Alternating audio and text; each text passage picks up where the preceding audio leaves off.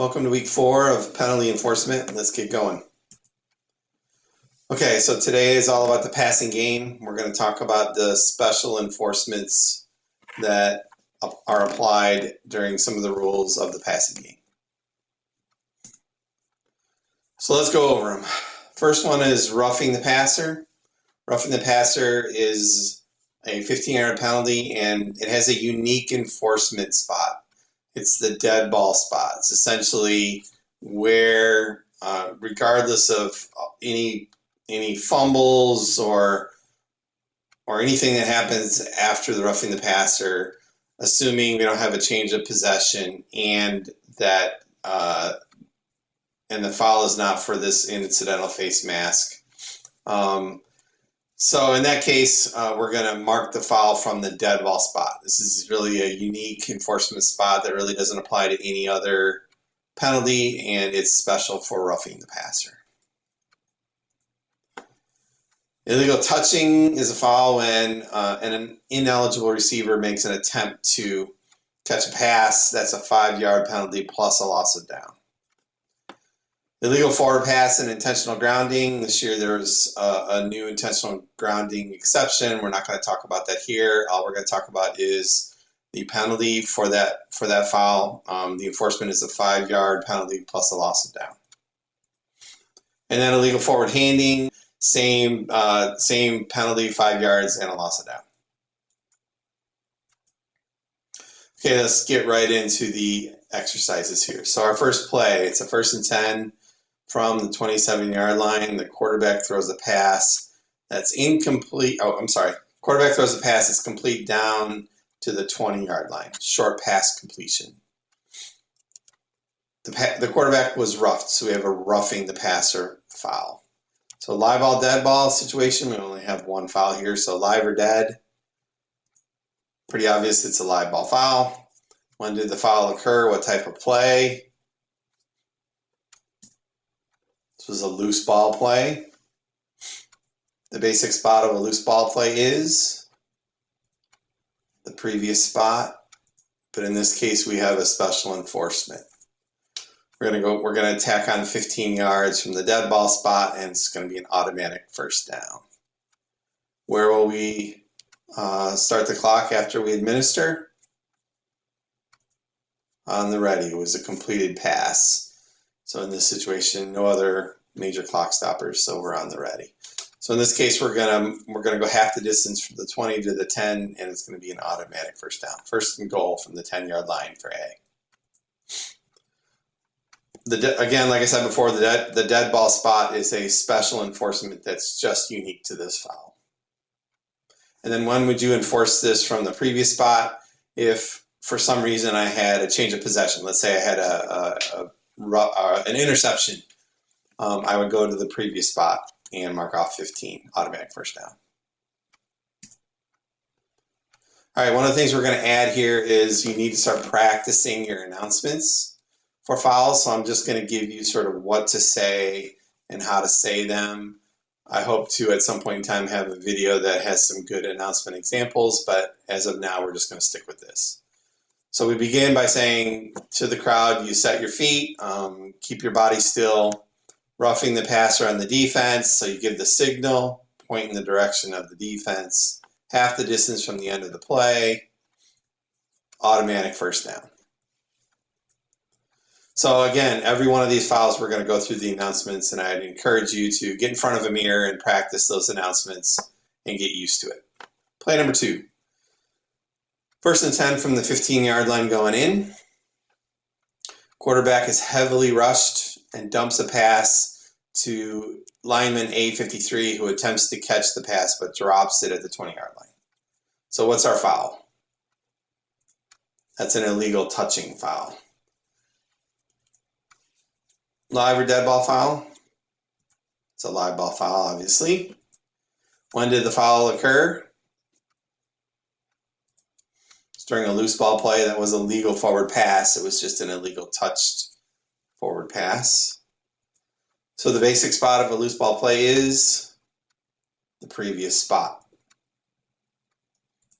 Does all but one apply here? Yes, it does. We've got the touching foul that happened 5 yards behind the previous spot. So we're going to enforce this foul from the spot of the foul, which was the 20. And in this case, we have a special enforcement. It's not only 5 yards, but it's also a loss of down. So we're going to, at the end of this play, when are we going to start the clock? It's going to be on the snap because we had an incomplete pass. So we're going to back it up 5 from the 20. So we're going to go to the 25. So, and it's a loss of down, so it'll be 2nd and 20 from the 25-yard line. Remember, illegal touching is when an ineligible receiver makes an attempt to catch a forward pass. So if it would have hit him in the back, for example, we do not have illegal touching. He has to make some effort or attempt to receive the pass, and it has to hit him in some way, shape, or form. So how do we announce this one? So you give the signal illegal touching on the offense, point in the direction of the offense.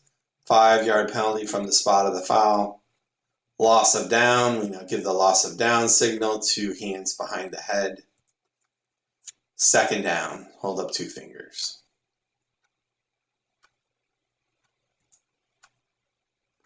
All right, play number 3. It's 1st and 20 from the 35-yard line. Quarterback attempts to pass to the 15-yard line, but receiver A88 is interfered with by B20 during the attempted catch. Pass falls incomplete. So we have a defensive pass interference foul. So let's go through our questions. Live or dead ball foul? It's a live ball foul. When did that foul occur? What type of play? During a loose ball play. Basic spot for a loose ball play is the previous spot. So we'll mark this penalty off from the 35. And after the administration, when will we start the clock? On the snap, we had an incomplete pass. So we're going to go 15 yards from the previous spot, so it'll be 1st and 5 from the 20. So we're going to repeat 1st down. We do not have an automatic 1st down here.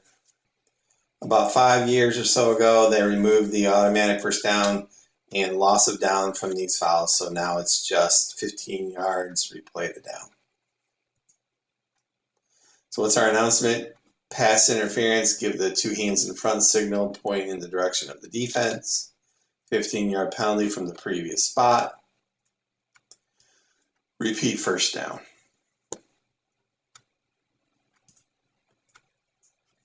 Play number 4, 1st and 10 from the 15-yard line. Going in. Quarterback is heavily rushed, never leaving the lateral boundary of the free blocking zone. He throws the ball out of bounds with no receiver near. We have an intentional grounding. So live ball, dead ball, live ball, foul. When did the foul occur? Think about this one. This is a running play. This is an illegal forward pass, which means it does not fit the definition of a loose ball play. It's a running play. So it's important that we get the flag down where the pass was thrown. So referees, if there's any inkling in your mind that this might be an intentional grounding, you have to stay near that spot so that if your wing, for example, comes over and lets you know that there was no receiver there and you determine that he did not get outside the boundaries of the free blocking zone, I got to get that flag down where the pass was thrown. The basic spot on a running play is the end of the run. So we're going to mark this foul off from, it's essentially where he lost possession of the ball, right? So we have a special enforcement. In this case, it's 5 yards from the spot of the foul and a loss of down. And when will we start the clock after we administer? It'll be on the snap because we have an incomplete pass. So in this case, we're going to go 5 yards back from the 25 to the 30, and it's a loss of down, so it'll be 2nd and 25 from the 30-yard line. Big penalty here. Again, the wings need to help bring that information into the R. And like I said before, R drops the flag at the spot of the pass. It's actually the referee's call. Intentional grounding is solely the call of the referee with input from the wings. Input from anybody else. How do we announce this one? So we give our 2 hands sweeping across the body, intentional grounding, pointing the direction of the offense. 5 yards from the spot of the foul. Loss of down, give the loss of down signal. 2nd down, hold up 2 fingers. Play number 5, 1st and 10 from the 15, going in. Quarterback completes a pass to the 5-yard line. Lineman A77 is illegally downfield. So we had a lineman who maybe got the play wrong or got too far stretched out, and he got downfield before the pass was thrown. Live or dead ball foul? Live ball foul.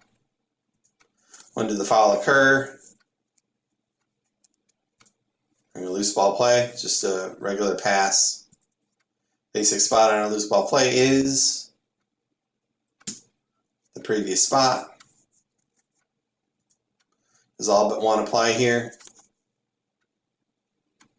No, it does not. The foul was beyond the basic spot, so we're going to go from the basic spot. And after we finish the administration, when do we start the clock? On the ready. It was a completed pass, so we don't have any major clock stoppers. So we're going to back it up 5 from the previous spot. So it'll be, and repeat the down. So it'll be 1st and 15 from the 20-yard line. So, ineligible guidelines. We're not going to nitpick ineligible. He's got to be a good obviously more than 2 yards beyond the line of scrimmage. If it's obvious, you got to call it. Also remember the expanded neutral zone. If he makes contact with the defender and blocks him within 2 yards of the line of scrimmage, he's okay. And for him to be ineligible downfield, the pass has to cross the line of scrimmage. How do we announce this one? Ineligible downfield, 1 hand on top of the hat, patted a couple times, point in the direction of the offense, 5-yard penalty, repeat 1st down. Okay, thanks for being here. Next week, we're going to talk about these special enforcement situations that apply to the kicking game.